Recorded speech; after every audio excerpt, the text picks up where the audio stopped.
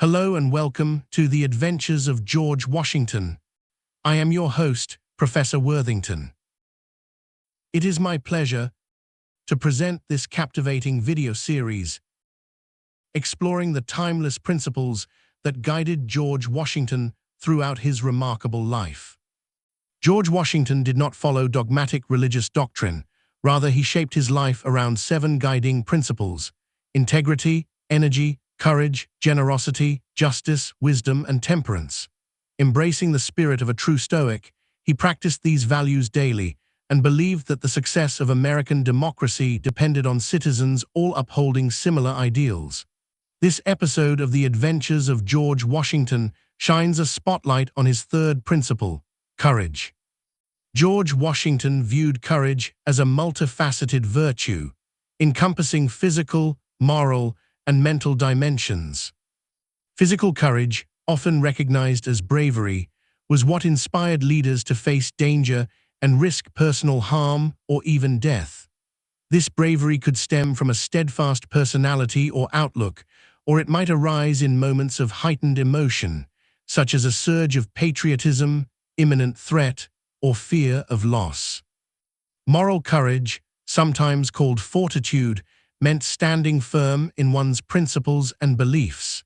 It was about preserving your integrity, even when doing so could lead to retaliation or punishment. Mental courage, known in Washington's era as perseverance, was the determination to confront challenges and overcome obstacles. It required patience during difficult times and faith that you could endure any crisis. Ultimately, perseverance meant refusing to be defeated by failure, fear, or loss. It's hardly surprising that George Washington's first lessons in courage came from his mother, Mary Ball Washington. Orphaned at 13 and widowed in her mid-30s, Mary demonstrated remarkable perseverance from an early age. After losing her father at 3 and her mother 9 years later, she was left without the guidance and emotional support of close relatives, despite a comfortable lifestyle provided by her guardian. At 23, Mary married Augustine Washington, a widower with 3 children, and together they had 5 more, George being the eldest. When George was 11, tragedy struck again as Augustine died unexpectedly, leaving Mary to raise the family alone. With what one of her biographers described as a brave heart that never failed her, she took charge, instilling in her children obedience, industriousness, honesty, justice, and generosity. By her example, she taught George to develop strong self-reliance and a courage capable of enduring suspense, bearing great responsibility, and weathering unpopularity or misrepresentation without shrinking.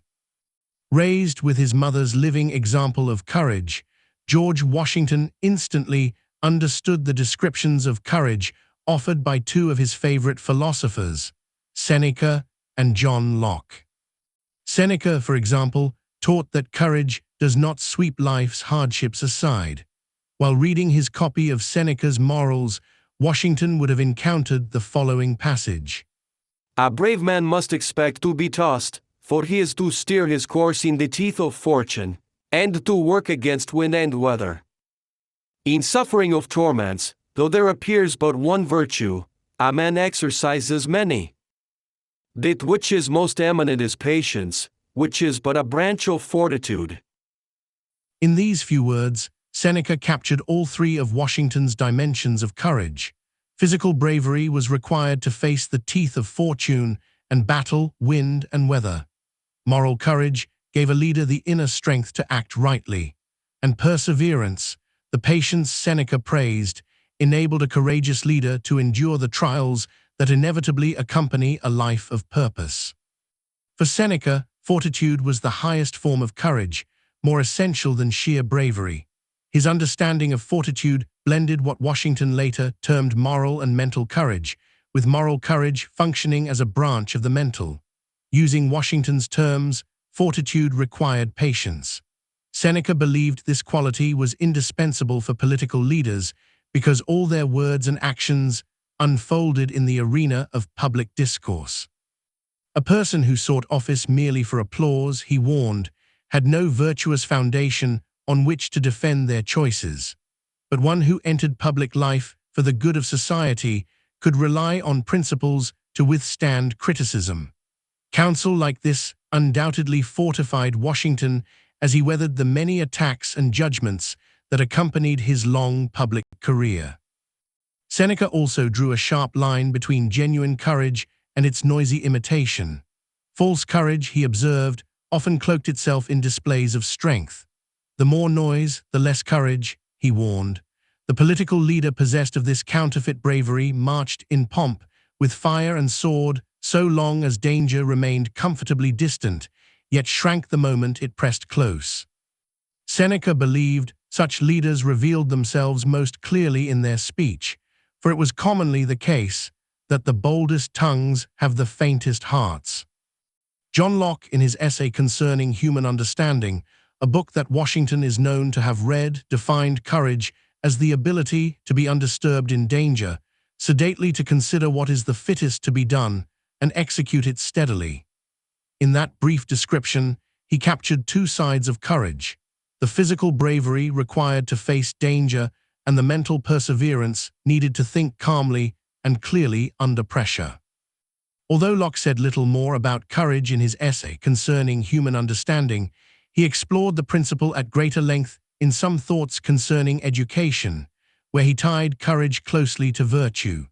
Debauchery sinks the courage of men, he warned, arguing that once dissoluteness erodes a person's sense of true honor, bravery soon collapses as well. Likewise, he observed that courage in an ill-bred man has the air and escapes not the opinion of brutality, suggesting that courage without moral formation easily degenerates into mere aggression. There is no direct evidence that Washington read Locke's educational writings, but he did own a copy of George Chapman's A Treatise on Education. Chapman openly admitted that his purpose was to throw together the ingenious observations of Mr. Locke and Mr. Rousseau, supplemented with reflections of his own. Washington, deeply invested in the proper education of America's youth, read the work with interest and wrote to Chapman in 1783 expressing his approval. My sentiments are perfectly in unison with yours, sir, that the best means for forming a manly, virtuous, and happy people will be found in the right education of youth.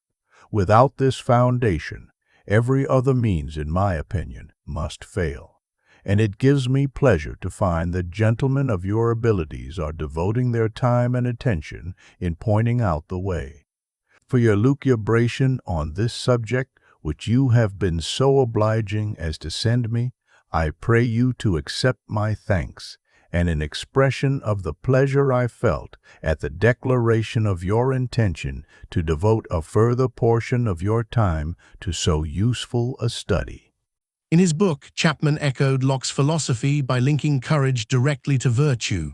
He argued that a proper education should cultivate a child's natural courage, for from its spring, the lovely virtues of sobriety, hardiness, fidelity, intrepidity, public spirit, piety, and magnanimity.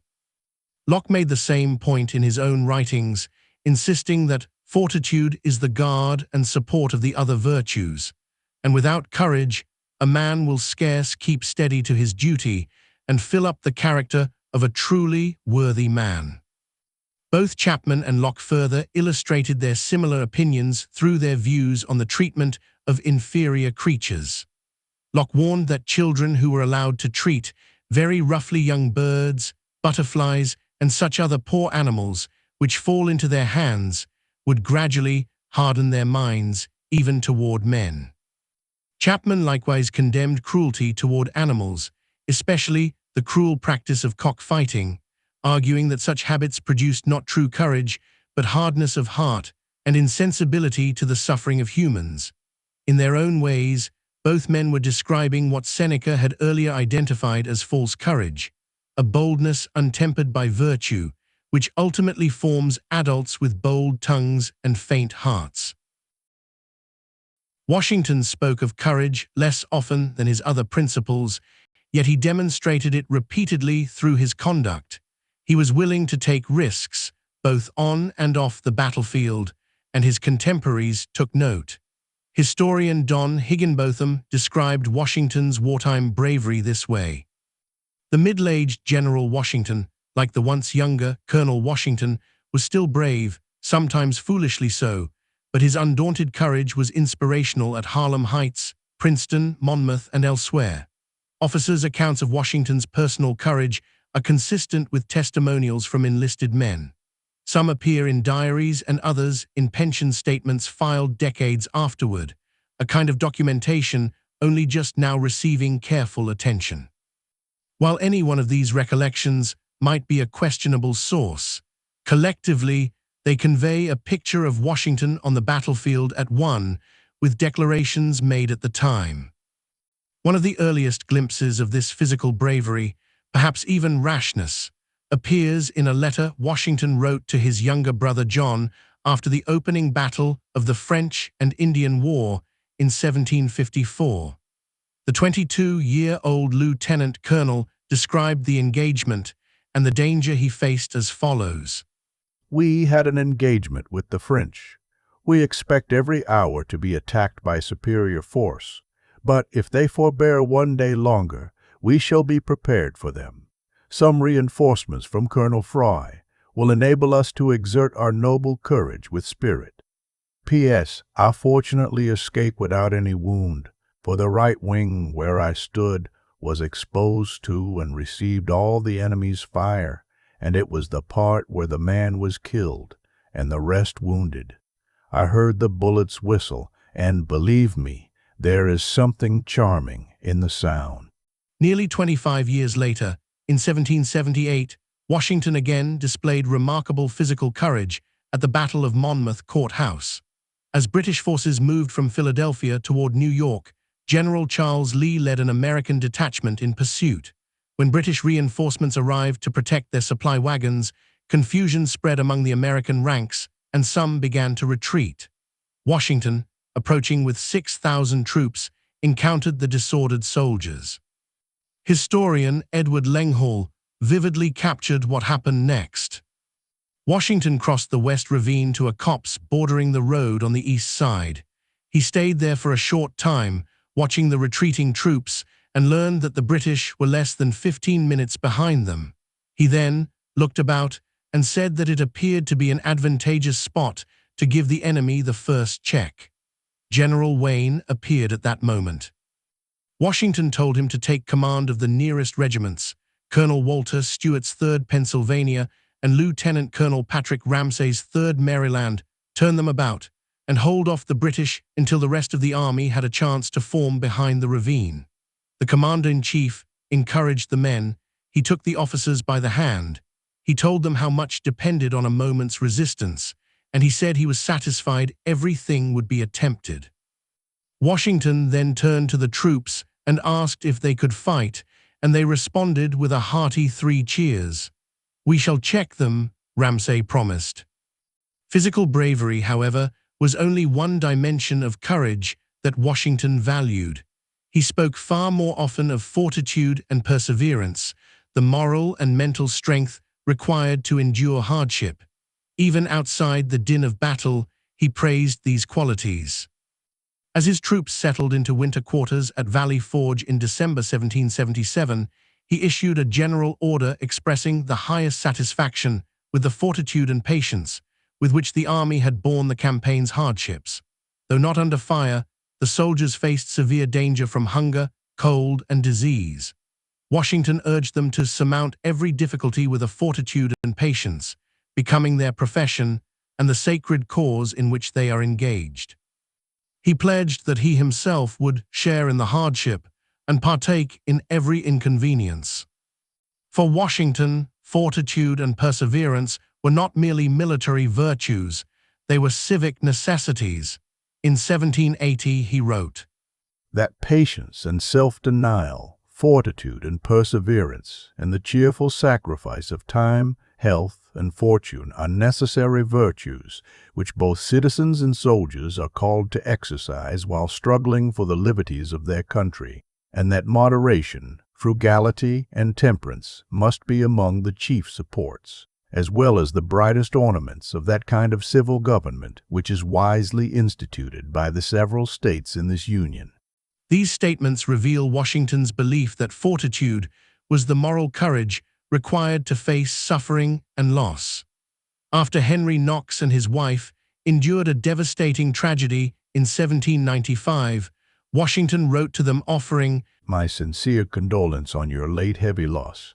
Acknowledging their grief, he added that he was persuaded after the first severe pangs are over, you both possess fortitude enough to view the event as the dispensation of Providence, and will submit to its decrees with philosophical resignation. Here, Washington's Stoic conviction is unmistakable. Courage helps individuals accept what cannot be changed.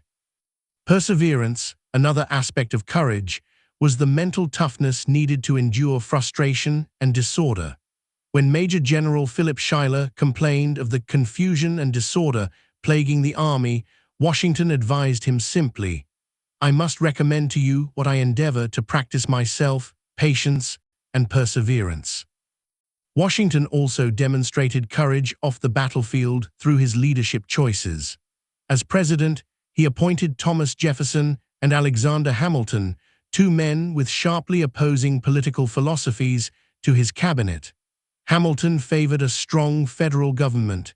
Jefferson feared centralized power as a path to tyranny. Their disagreements were frequent and intense, yet Washington believed that a difference of opinion on political points is not to be imputed to freemen as a fault, since it is to be presumed that they are all actuated by an equally laudable and sacred regard for the liberties of their country. His willingness to hear conflicting views showed both mental and moral courage. Mentally, he made decisions based on his own judgment after weighing competing arguments, accepting full responsibility if he failed. Morally, he allowed his principles to guide him while recognizing that circumstances shaped how those principles should be applied. Thank you for watching. If you found the content useful or entertaining, please subscribe.